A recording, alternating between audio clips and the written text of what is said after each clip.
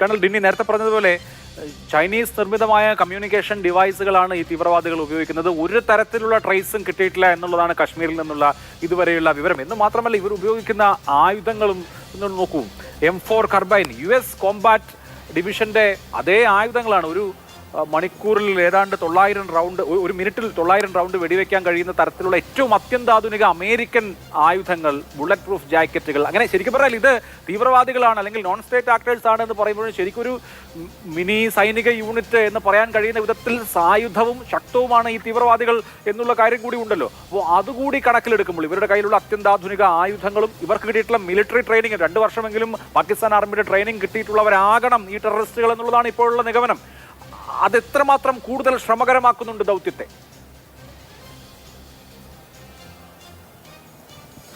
നോക്കൂ ശ്രീ അഭിലാഷ്, ഇത് ആദ്യമായിട്ടല്ല ഇങ്ങനത്തെ ഒരു ടെററിസ്റ്റ് വരുന്നത്. അപ്പം ഞാൻ നേരത്തെ പറഞ്ഞ പോലെ നമ്മളെയൊക്കെ പേഴ്സണൽ എക്സ്പീരിയൻസ് വെച്ച് തന്നെ പണ്ട് ഒരു സമയത്ത് ശ്രീ അഭിലാഷ്, പ്രത്യേകിച്ച് ഈ 90s സ്റ്റാർട്ടിൽ, ആ സമയത്താണല്ലോ ഈ ഭീകരവാദം ഏറ്റവും കൂടുതൽ കശ്മീരിൽ കൂടിയത്. ആ സമയത്ത് ഭീകരവാദികൾ, അതായത് പാകിസ്ഥാനിൽ നിന്ന് വരുന്ന ഭീകരവാദികളിൽ AK-47 ഉണ്ടായിരുന്നു. നമ്മളിൽ പലപ്പോഴും നമ്മുടെ സൈന്യത്തിന് അന്ന് AK-47 ഇല്ലായിരുന്നു. അപ്പം എനിക്ക് ഓർമ്മയുണ്ട്, നമ്മളൊക്കെ അവിടെ ചെല്ലുന്ന സമയത്ത് ഈ AK-47 ഭീകരവാദികളിൽ നിന്ന് പിടിച്ചെടുത്ത AK-47 നമ്മളത് വീണ്ടും ഉപയോഗിക്കുമായിരുന്നു. അവരെ അന്ന് ലേറ്റസ്റ്റ് മോട്ടറോള റേഡിയോ സെറ്റ്സ് ഉണ്ടായിരുന്നു. നമ്മൾ അവരിൽ നിന്ന് പിടിച്ചെടുത്ത റേഡിയോ സെറ്റ്സ് വെച്ചിട്ടാണ് നമ്മൾ അവരെ ഇന്റർസെപ്റ്റ് ചെയ്ത് അവരെവിടാണെന്നുള്ള ലൊക്കേഷൻസ് ഒക്കെ കണ്ടുപിടിച്ചത്. അതിൽ നിന്നൊക്കെ നമ്മൾ ഇന്ന് വളരെയേറെ മുന്നേ വന്നു കഴിഞ്ഞു. ഇപ്പം നമുക്കും അതേപോലത്തെ എക്യുപ്മെന്റും മറ്റു കാര്യങ്ങളൊക്കെ ഉണ്ട്. പക്ഷെ അവർക്ക് പാകിസ്ഥാൻ കൃത്യമായിട്ടുള്ള എല്ലാ രീതിയിലുള്ള ഫണ്ടിങ്ങും എക്യുപ്മെന്റും ഒക്കെ അത് കണ്ടിന്യൂസ് പ്രോസസ്സാണ്. അതിനകത്ത് ഒരു കുറവും വന്നിട്ടില്ല.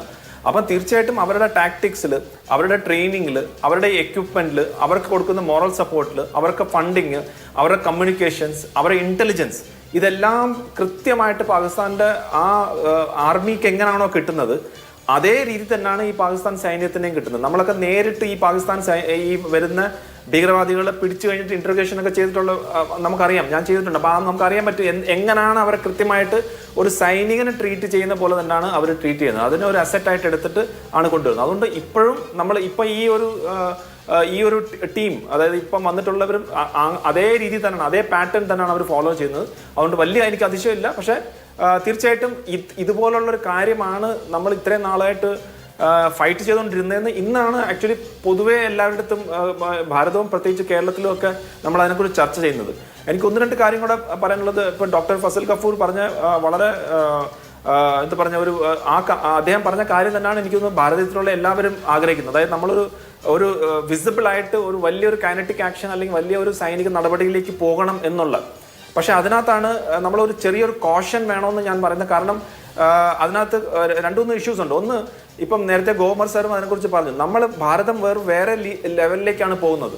നമ്മൾ എക്കോണമി ആയിട്ട് നമ്മൾ വലിയ ഗ്രോ ചെയ്തുകൊണ്ടിരിക്കുന്ന ഒരു സമയമാണ്. പാകിസ്ഥാനെ സംബന്ധിച്ചോളം അവർ ഓൾറെഡി തകർന്ന് നടക്കുന്ന ഒരു രാജ്യമാണ്. ജനറൽ തരകൻ സാർ പറഞ്ഞ പോലെ അവിടുത്തെ സൈന്യം എങ്ങനെയെങ്കിലും ഒരു പ്രസക്തി കിട്ടാൻ വേണ്ടിയുള്ള ഒരു ശ്രമമാണ്. അപ്പം നമ്മൾ ഇപ്പം ചെയ്യേണ്ടതെന്ന് വെച്ച് കഴിഞ്ഞാൽ ഡെഫിനറ്റ് ആയിട്ട് ഒരു വിസിബിൾ ആയിട്ടുള്ള ഒരു ആക്ഷൻ അത് അനിവാര്യമാണ്. അതിനകത്ത് യാതൊരു സംശയമില്ല. അതൊരു നീതി നടപ്പാക്കാൻ എന്നുള്ള രീതിയിലേക്ക് ഒരു വിസിബിൾ ആയിട്ടുള്ള ഒരു ആക്ഷൻ വേണം. പക്ഷെ ആ വിസിബിൾ ആയിട്ടുള്ള ആക്ഷൻ അത് ഒരു ഫുൾ സ്കെയിൽ യുദ്ധത്തിലേക്ക് പോകരുതെന്നുള്ളത് നമ്മളെയും കൂടെ താല്പര്യമാണ്. അവിടാണ് എനിക്ക് തോന്നുന്നത് ഡിപ്ലോമസി വരാൻ പോകുന്നത്. നമ്മളിപ്പോൾ നേരത്തെ പറഞ്ഞ പോലെ എവിടാണ് ഇപ്പം നമ്മൾ ഡിപ്ലോമസിയുടെ ആവശ്യമില്ല, കറക്റ്റാണ്.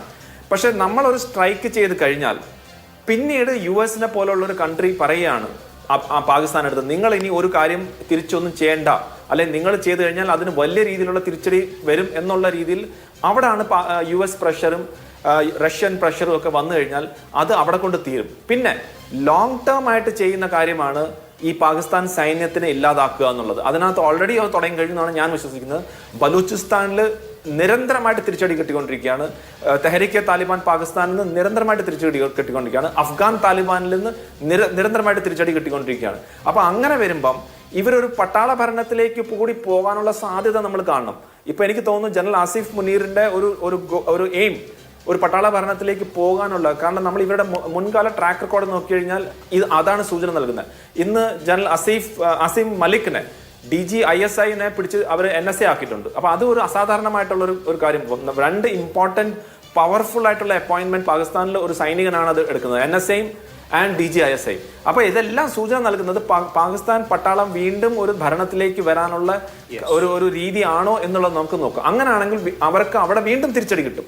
ഇന്ന് അവർക്ക് യൂണിഫോം ഇട്ട് തെരുവിലേക്ക് ഇറങ്ങി തിരിക്കാൻ പറ്റാത്തൊരവസ്ഥയിലേക്ക് അവർ പട്ടാള ഭരണം കൂടെ വന്നു കഴിഞ്ഞാൽ അത് വലിയൊരു തിരിച്ചടി. അതൊരു ലോങ് ടേം പ്ലാനിങ് ആയിട്ടാണ് എനിക്ക് തോന്നുന്നത്.